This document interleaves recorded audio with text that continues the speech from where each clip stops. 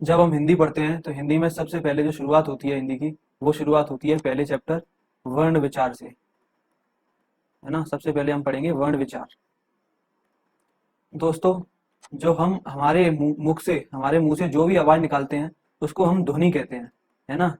और जो भी ध्वनि होती है, जो भी हम मुंह से अपनी आवाज निकालते हैं, उसकी छोटी इकाई, सबसे छोटी इकाई जो भी हम आवाज निकालेंगे, जैसे कि त ध न म, ये ध्वनि है, ये मुंह से आवाज निकल रही है, तो इसको हम ध्वनि कहते हैं। जब इन ध्वनियों को ही हम लिखित रूप में लिखते हैं, इन ध्वनियों को ही हम लिखने का प्रयास करते हैं, जब लिखते हैं, जैसे कि ल, ख, न, तो इन्हीं को ही हम फिर वर्ण कहते हैं। तो ध्वनियों का ही लिखित रूप वर्ण कहलाता है। तो ध्वनियों के लिखित रूप को ही वर्ण कहते हैं। ध्वनि वो जो ध्वनि होती है जो हम सुनते हैं, और वर्ण होते हैं जो हम लिखते हैं। ध्वनि को ही जब हम लिखते हैं उसी को वर्ण कहते हैं। अब वर्ण किसे कहेंगे हम? तो वर्ण उस छोटी से छोटी ध्वनि को कहेंगे जो बट नहीं सकती, है ना, अर्थात जिसके टुकड़े नहीं किए जा सकते। तो वर्ण वो छोटी से छोटी ध्वनि है जिसके हम टुकड़े नहीं कर सकते, जिसको बांट नहीं सकते। या फिर हम कहें वर्ण हमारी उच्चरित भाषा या वाणी की सबसे छोटी इकाई है। हिंदी में टोटल हमारे 52 वर्ण हैं, ठीक है, टोटल हमारे 52 वर्ण हैं, जिनमें से जो मूल वर्ण हैं हमारे, वो हैं 44। 44 हमारे मूल वर्ण हैं, ठीक है। इनमें से जो 11 तो स्वर हैं, ठीक है, स्वर 11 हैं, और 33 व्यंजन हैं, ठीक है। ये मूल स्वर हैं 11। अगर दो और जोड़ दें, जो हिंदी में हम कहते हैं, हिंदी में हमारे 11 स्वर हैं, और अगर संस्कृत में पूछी जाए तो संस्कृत में हमारे 13 स्वर होते हैं, क्योंकि संस्कृत में जो दो अयोगवाह होते हैं, अंग और अह, इन दोनों को भी हम जोड़ लेते हैं, तो इसीलिए 13 स्वर हो जाते हैं, और व्यंजन हमारे 33 होते हैं।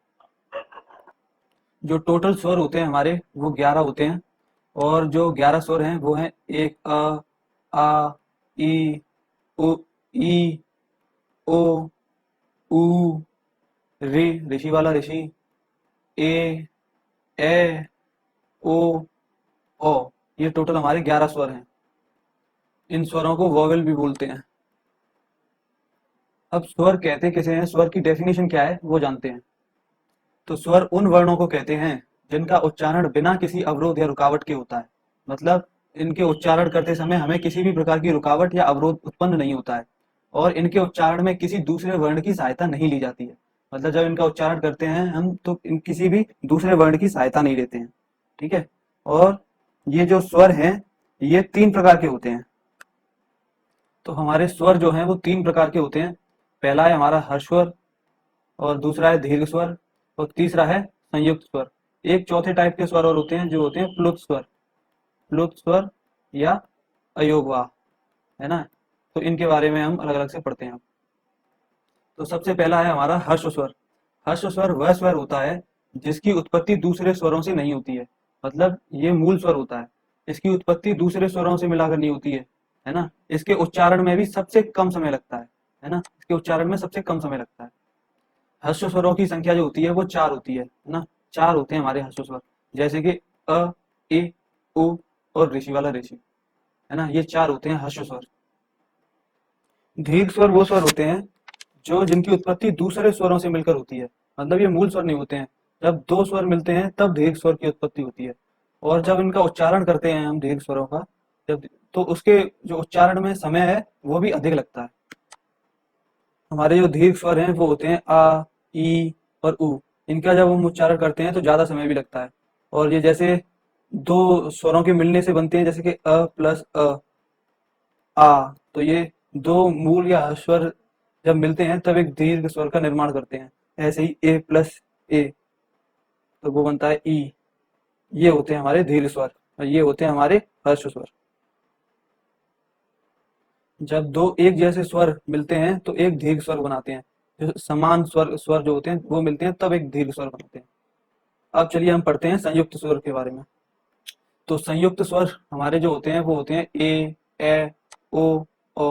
तो जब दो अलग अलग प्रकार के हर्ष स्वर मिलते हैं तो एक संयुक्त स्वर का निर्माण करते हैं।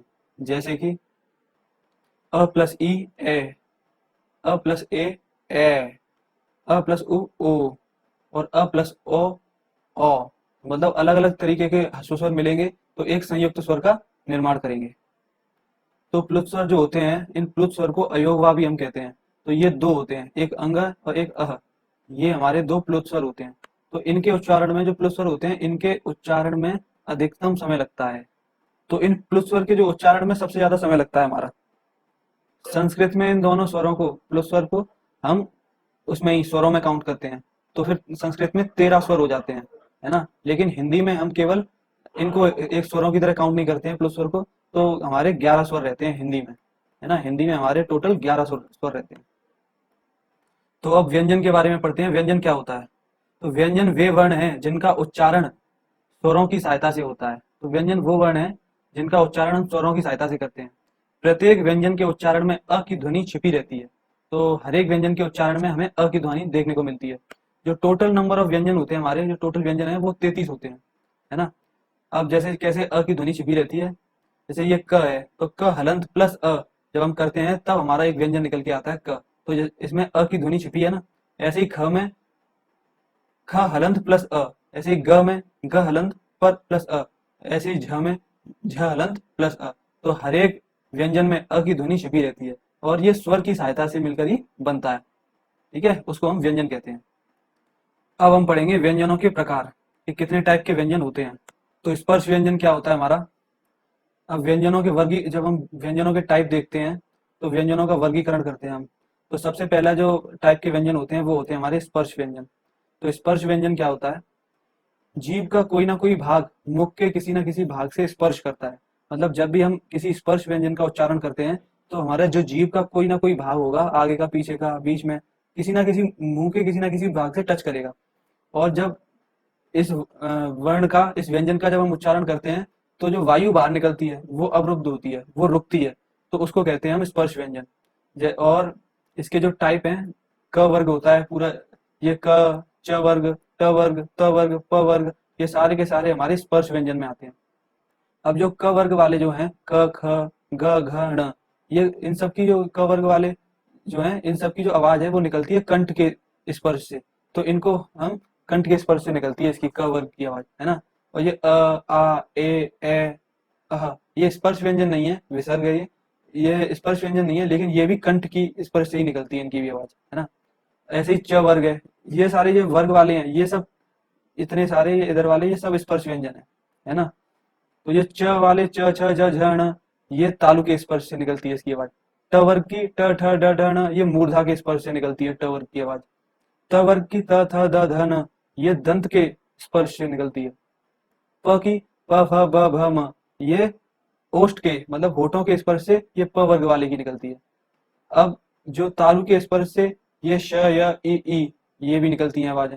और ओष्ठ के स्पर्श से ये उ भी निकलती है ना। ये अलग से हैं। तो ये थे हमारी स्पर्श व्यंजन। तो दूसरे टाइप के व्यंजन होते हैं हमारा, वो होता है अनुनासिक व्यंजन, है ना। तो अनुनासिक व्यंजन क्या होता है कि वो व्यंजन जिसका उच्चारण करते समय वायु नाक से निकलती है। तो इसका उच्चारण करते समय जो वायु है, हवा है, वो नाक के थ्रू निकलेगी। जैसे कि ण, य, य, न, म। तो इन सब में जो वायु है वो नाक के थ्रू निकलती है, इसीलिए इसको अनुनासिक व्यंजन कहते हैं, है ना। तो ये सारे के सारे हमें पांचों पता होने चाहिए, क्योंकि यही पेपर में आते हैं कि ये कौन सा अनुनासिक व्यंजन है। तो ये सब हमें पता होना चाहिए। अब तीसरे टाइप के व्यंजन होते हैं हमारे अंतस्थ व्यंजन, है ना। तो अंतस्थ व्यंजन वो व्यंजन होते हैं जिनमें जो वायु है वो स्वरों की भांति निकलती है। मतलब वायु हम जब बोलते हैं तो वो अवरुद्ध नहीं होती है, वो सीधे सीधे निकलती है ना। और मुख थोड़ा सा जो टेढ़ा होता है, मुड़ मुड़ जाता है हमारा मुख थोड़ा सा, तो उसको कहते हैं हम अंतस्थ व्यंजन। वायु बिना अवरुद्ध हुए निकलती है, स्वरों की भांति निकलती है। तो अंतस्थ व्यंजन कितनी है, ये 4 अंतस्थ व्यंजन है। य, र, ल, व, इनको याद कर लो। य, र, ल, व, ये अंतस्थ व्यंजन है। चौथे टाइप का व्यंजन है हमारा ऊष्म व्यंजन, है ना। ऊष्म व्यंजन वो व्यंजन होता है जो जिसमें वायु पूर्ण रूप से अवरुद्ध ना होके आंशिक रूप से अवरुद्ध होती है। मतलब पूरी तरीके से वायु अवरुद्ध नहीं होती है, रुकती नहीं है, बल्कि थोड़ी सी रुकती है। और जो वायु है हमारी संकीर्ण होके, मतलब थोड़े से एरिया से होके निकलती है। और वायु जो निकलती है वो गर्म निकलती है, इसीलिए इसका नाम है ऊष्म व्यंजन, है ना। तो इसके जो एग्जाम्पल हैं वो हैं ये तीनों टाइप के श, स, ह। तो ये हमारे ऊष्म व्यंजन कहलाते हैं, है ना। पांचवें टाइप के व्यंजन है हमारे उत्क्षिप्त व्यंजन। तो उत्क्षिप्त व्यंजन वो व्यंजन होते हैं जब जीभ का निचला हिस्सा, जो हमारी जीभ का निचला हिस्सा है, वो ऊपर जो हमारा तालु है, कठोर तालु, उसको ठोकर मारता है ना। जीभ का निचला हिस्सा एकदम से उल्टा होकर ठोकर मारता है और तेजी से सामान्य स्थिति में फिर से लौट आता है ना। जैसी जीभ थी वैसी ही हो जाती है ना। जैसे ड़ ण, है ना, ऊपर के तालु को एकदम चोट मार के आ जाता है ये ढ, ऐसी ढ, है ना। तो ऊपर के तालु को ये हमारा चोट मार के आ जाती है जीभ, नीचे जीभ का निचला हिस्सा, जब वो ध्वनि जो निकलती है उसको कहते हैं हम उत्क्षिप्त व्यंजन। ये उत्क्षिप्त व्यंजन दो टाइप के होते हैं, ड़ ढ़, है ना। छठवां व्यंजन का जो टाइप होता है हमारा वो होता है संयुक्त व्यंजन। जब दो व्यंजन मिलके, अगर दो व्यंजन मिलते हैं तो वो हमारा एक संयुक्त व्यंजन बनाते हैं। जैसे कि क हलंत प्लस षटकोण वाला श, तो ये बनाता है हमारा छ। ऐसे त हलंत प्लस र, वो बनाता है हमारा त्र। ऐसे ज हलंत प्लस न, वो बनाता है हमारा ज्ञ। और श हलंत प्लस र, वो बनाता है हमारा श्र। तो ये सारे के सारे संयुक्त व्यंजन है ना। तो व्यंजनों का वर्गीकरण हम करेंगे अब उच्चारण की दृष्टि से। जो उच्चारण करेंगे उसकी दृष्टि से हम अपने अब व्यंजनों का वर्गीकरण करेंगे। तो सबसे पहला जो व्यंजन आता है वो आता है कंठ व्यंजन, है ना। तो कंठ व्यंजन वो होते हैं जो कंठ से उच्चारण होने वाले व्यंजन, वो होते हैं जो कंठ से उच्चारित होते हैं, उनको कहते हैं हम कंठ व्यंजन। तो कंठ व्यंजन हमारा जो क वर्ग वाले जो सारे वर्ण हैं उनको कहते हैं हम कंठ व्यंजन, क ख ग घ ङ। तो ये तो व्यंजन हो गए। और ये जो बाकी हैं ये भी कंठ से ही उच्चारित होते हैं, आ और विसर्ग, ये भी कंठ से ही उच्चारित होते हैं, लेकिन ये व्यंजन में नहीं आएंगे, ये स्वर में आ जाएंगे। तो ये तो हो गए कंठ से उच्चारित वाले व्यंजन, कंठ व्यंजन। और ये व्यंजन है और ये कंठ वाले वर्ण है आ और विसर्ग। दूसरे टाइप के व्यंजन है हमारे तालव्य व्यंजन। जो तालु की सहायता से उच्चारित होने वाले जो भी व्यंजन होते हैं वो हमारे तालव्य व्यंजन होते हैं। जैसे कि जो च वर्ग जो है, च छ ज झ ण, ये वाला जो वर्ग है ये पूरा तालव्य व्यंजन वाला है। अब तालु की सहायता से उच्चारित होने वाले वर्ण भी होते हैं जो ये दूसरे भी हैं, ये श य ई, ये भी तालव्य ही है, तालव्य वर्ण समझ लीजिए इन्हें। ये तालु की सहायता से ही बोले जाते हैं ये भी। लेकिन तालव्य व्यंजन च छ ज झ ण और श और य, ये है। और ई ये तालव्य स्वर में समझ लीजिए। जो तालु की सहायता से जो स्वर बोले जाते हैं वो होते हैं ए और ई। और तालु की सहायता से जो व्यंजन बोले जाते हैं वो होते हैं च छ ज झ ण श य, ये, है ना। जो ये वाले हैं सारे के सारे, ये तो हो गए हमारे तालु के हिसाब से व्यंजन और ये तालु के हिसाब से स्वर। तीसरे टाइप के हमारे जो व्यंजन होते हैं वो होते हैं मूर्धन्य व्यंजन। मूर्धन्य व्यंजन वो व्यंजन होते हैं जो मूर्धा की सहायता से बोले जाते हैं, है ना। जो मूर्धा की सहायता से बोले जाएंगे वो मूर्धन्य व्यंजन होते हैं। जैसे कि ट, ठ, ड, ढ, ण। तो ये हमारे जो पांचों के पांचों जो है, ट वाला जो वर्ग है वो मूर्धन्य व्यंजन कहलाता है। तो दंत व्यंजन जो दांतों की सहायता से बोले जाएं, जैसे कि त, थ, द, ध, न, है ना। ये दांतों की सहायता से जो बोले वाले व्यंजन होते हैं वो होते हैं दंत व्यंजन। और इनकी जो त वर्ग वाला है वो सारा का सारा दंत व्यंजन वाला होता है, त, थ, द, ध, न। अब पांचवा है हमारा ओष्ठ व्यंजन। ओष्ठ व्यंजन वो व्यंजन होते हैं जो होठों की सहायता से बोले जाते हैं, है ना। जब होठों की सहायता ली जाती है बोलने के लिए तो उनको कहते हैं हम ओष्ठ व्यंजन। जैसे कि प, फ, ब, भ, म, है ना। ये प वाला वर्ग जो है वो सारा का सारा ओष्ठ व्यंजन होता है। अब होठों की सहायता इसमें भी ली जाती है इन स्वरों में, ओ और ऊ बोलने में। तो इनको इनको भी ओष्ठ ओष्ठ स्वर कह सकते हैं हम। ये भी ओष्ठ वर्ण होते हैं, इनको ओष्ठ स्वरों में ये ओष्ठ वाले होते हैं, है ना। होठों की सहायता से बोले जाने वाले ओ और ऊ। छठवां है हमारा दंत्योष्ठ व्यंजन, है ना। जो दांतों और होठों की सहायता से बोला जाता है उसको कहते हैं हम दंत्योष्ठ व्यंजन। जैसे कि व, ये दांत और होठों दोनों की सहायता से बोला जाता है व, तो ये दंत्योष्ठ व्यंजन है। ये सब याद करने होंगे हमें। नासिक के व्यंजन, सातवां है हमारा नासिक के व्यंजन। जो भी व्यंजन नाक की सहायता से बोले जाते हैं उनको नासिक के व्यंजन कहते हैं। और एग्जाम्पल में जैसे कि हमारे यहाँ ण ण ण न य, ये सब हमारे हैं नासिक के व्यंजन जो नाक की सहायता से बोले जाते हैं। आठवें व्यंजन होते हैं हमारे कंठ तालव्य व्यंजन, है ना। जो कंठ और तालु की सहायता से बोले जाते हैं उनको कहते हैं हम कंठ तालव्य व्यंजन। इसका एग्जाम्पल है ए और ए, है ना। इन दोनों को, ए और ए को कंठ तालव्य व्यंजन कहते हैं। नौवां है हमारा कंठोष्ठ व्यंजन। कंठोष्ठ व्यंजन वो होते हैं जो कंठ और ओष्ठ की सहायता से बोले जाते हैं। मतलब कंठ और होठ की सहायता से जो बोले जाएंगे वो कंठोष्ठ व्यंजन होते हैं। ये होते हैं ओ और औ, है ना। इनके एग्जाम्पल है ओ और औ। अब ये एक अलग टाइप के व्यंजन और आते हैं, देखिए अल्प प्राण व्यंजन और महाप्राण व्यंजन। तो अल्प प्राण व्यंजन क्या होते हैं? अल्प प्राण व्यंजन वो होते हैं जिनके उच्चारण में कम ताकत लगती है ना, इनके उच्चारण में थोड़ी कम ताकत लगती है, उनको कहते हैं हम अल्प प्राण व्यंजन। तो प्रत्येक व्यंजन वर्ग का पहला, तीसरा और पांचवा वर्ण अल्प प्राण होता है। मतलब पहला तीसरा जो वर्ग दिए होते हैं हमें, जैसे क ख घ घ प फ भ भ, ये सब जो वर्ण है, जो वर्ग है, उनका पहला, तीसरा और पांचवा अल्प प्राण होता है। जैसे क, ख छोड़ के ग, घ छोड़ के ड़, ऐसे च, छ जोड़ के ज, झ जोड़ के ण, ये हमारे अल्प प्राण हो गए। ऐसे ही पांचों वर्ग में जो एक पहला, तीसरा और पांचवा होगा हमारा, वो अल्प प्राण होगा। महाप्राण क्या होता है? जिनके उच्चारण में अधिक ताकत लगती है, जिनके उच्चारण में ज्यादा ताकत लगेगी, उनको महाप्राण व्यंजन कहते हैं। तो हर एक व्यंजन वर्ग का दूसरा और चौथा वर्ण महाप्राण होता है ना।